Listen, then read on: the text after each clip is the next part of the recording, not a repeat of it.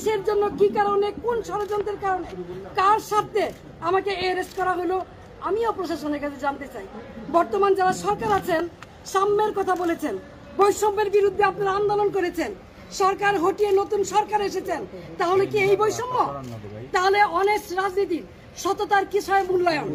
আমি তো বাড়িতেই ছিলাম, আমি তো পালাই নেই, তাহলে এইভাবে আমাকে অ্যারেস্ট করতে হলো কেন?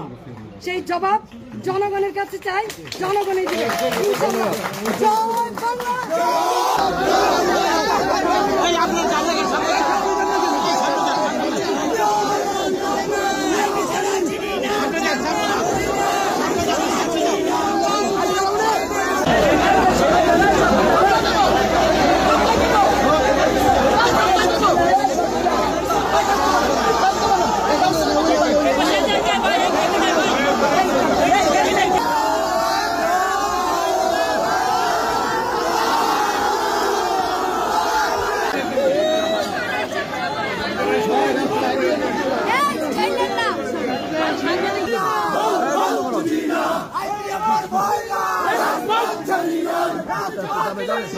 I